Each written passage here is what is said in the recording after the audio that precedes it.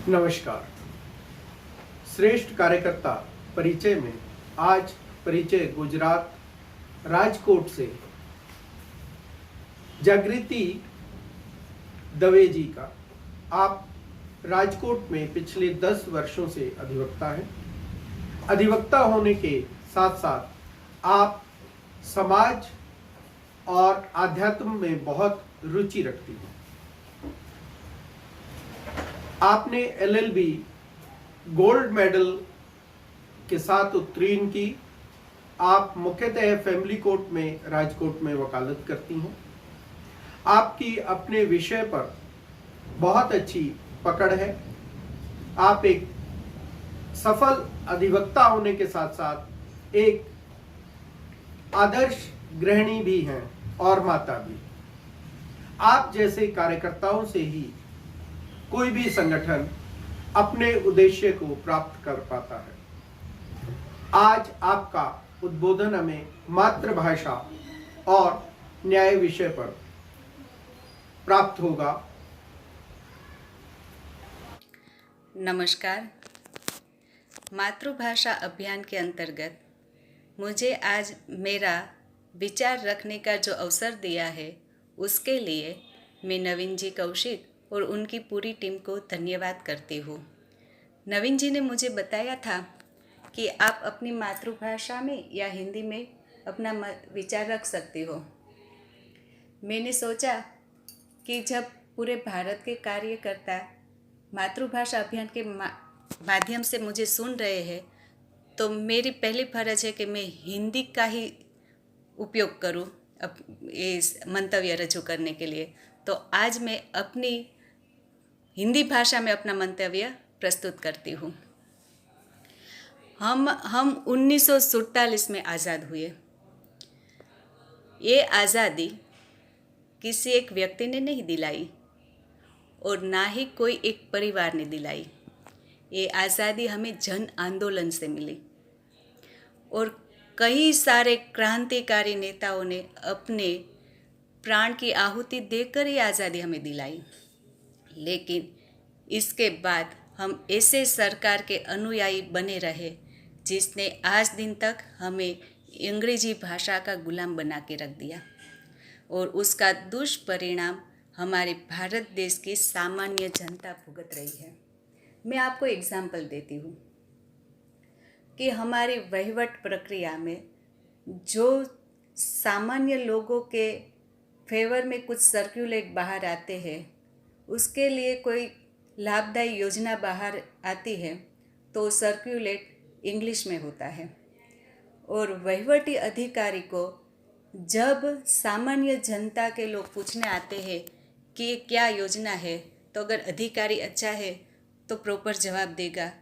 लेकिन अधिकारी को काम नहीं करना है या करप्शन करना है तो वो अधिकारी अपने आप जवाब दे देगा, लेकिन सर्कुलेशन में क्या इसका हित है वो नहीं बताएगा।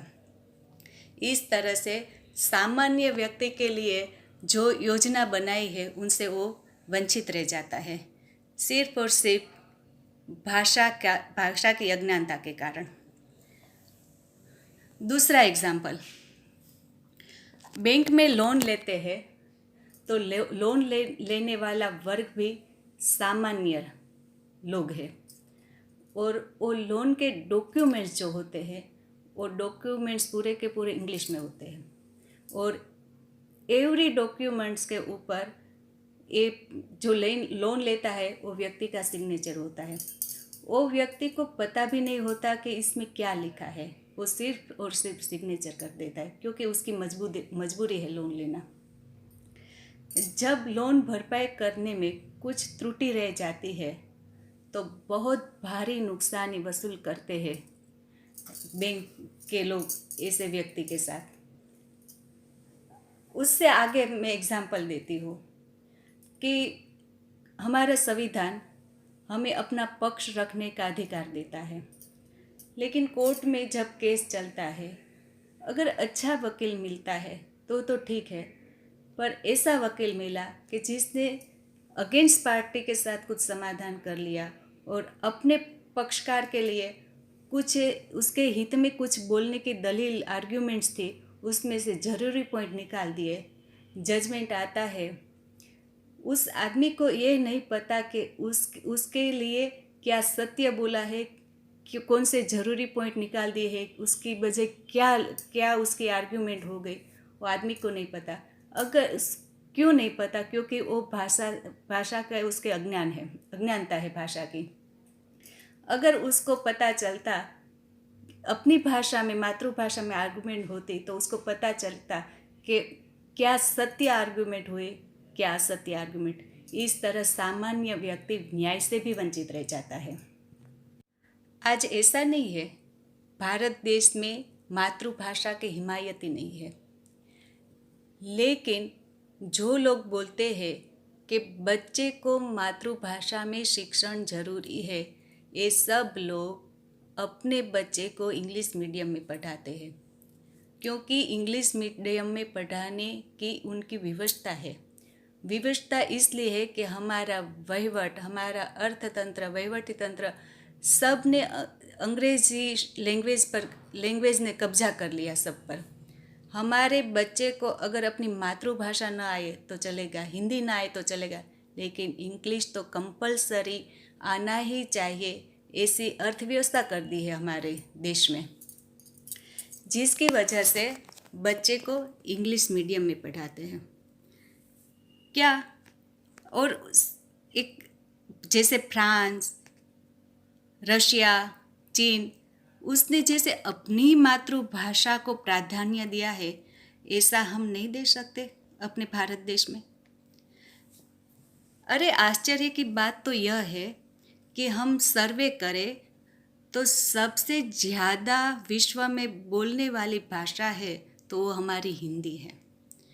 और दूसरा सर्वे ये करें कि कौन से देश के लोग सबसे ज़्यादा कौन सी भाषा बोलते हैं, तो उसमें इंग्लिश भाषा सबसे ज़्यादा बोलने में हमारा भारत देश आता है।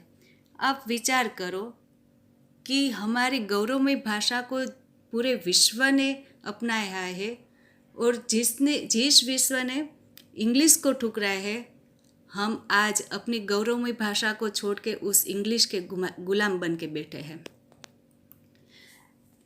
जब हम हमारे गौरवमयी भाषा की बात करते हैं तो मैं इतिहास का एक सत्य दृष्टांत देती हूँ कि अकबर शासन में, उनके दरबार में एक तानसेन का खूब अच्छा कलाकार था, गायक कलाकार, जो गायकी से दीपक प्रगटा सकता था।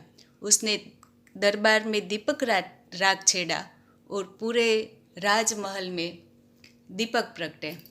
लेकिन उनके साथ ही वो दीपक की जो अग्नि की ज्वाला है, वो ज्वाला की जलन उनके शरीर में प्रगटी, जो बुझने की नाम ही नहीं ले रही थी।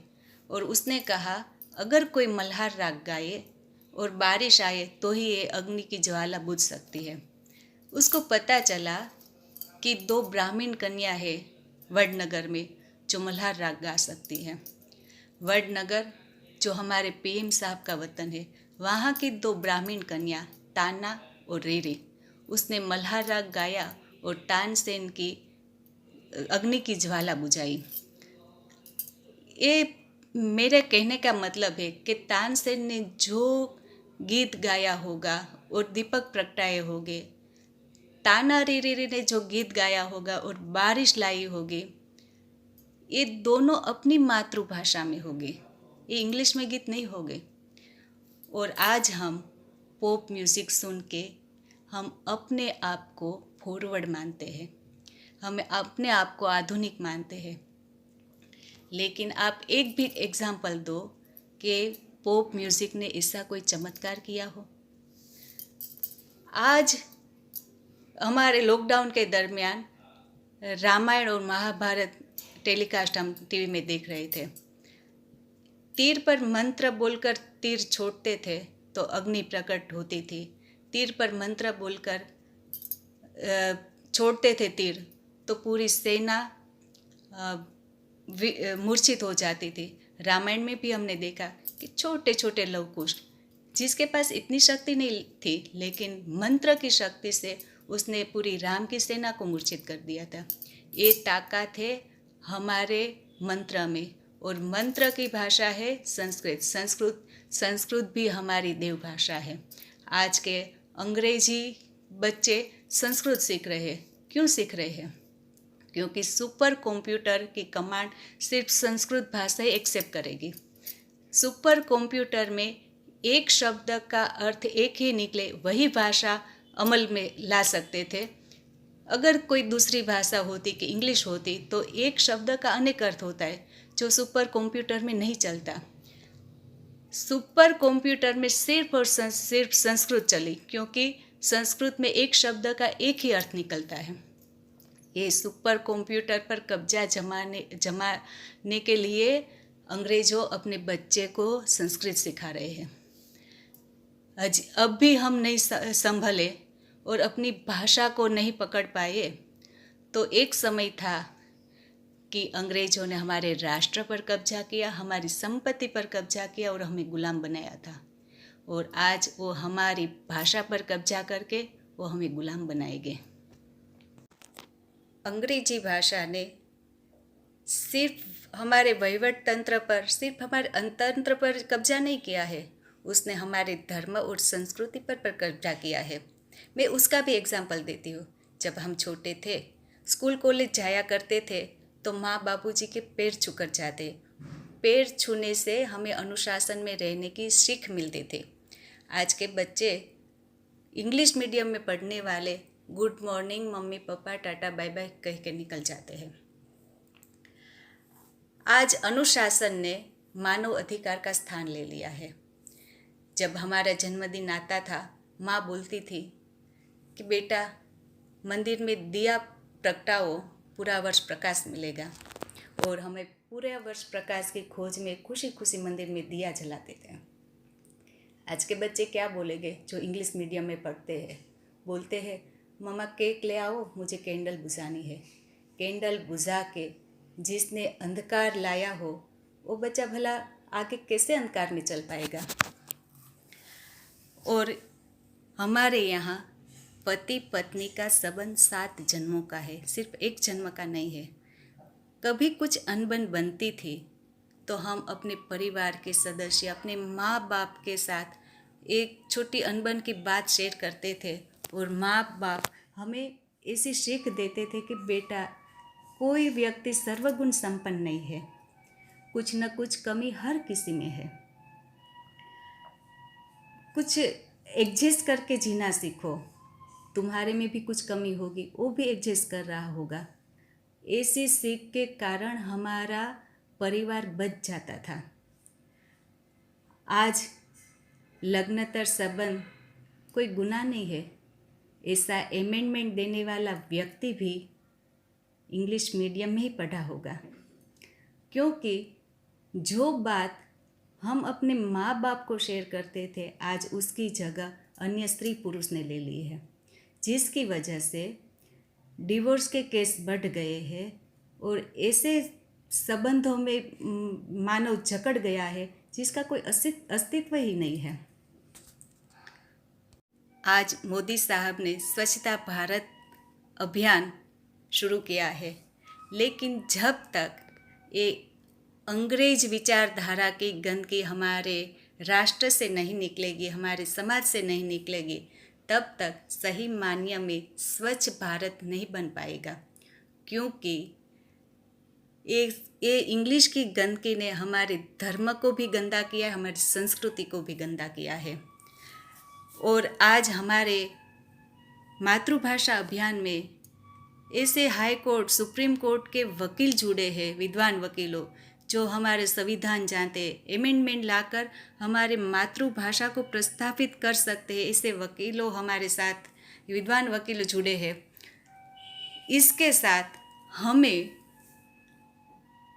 राज्य सरकार और केंद्र सरकार का जो साथ मिल जाए तो हम जिस दिशा में जाना चाहते हैं वहाँ बहुत जल्द ही पहुँच सकते हैं और फिर से हम हमारे धर्म संस्कृति को बचा पाएंगे, हमारा टूटता परिवार बचा पाएंगे, हमारा समाज को हम नई दिशा दे पाएंगे, और हमारे राष्ट्र का पुनः उत्थान कर पाएंगे।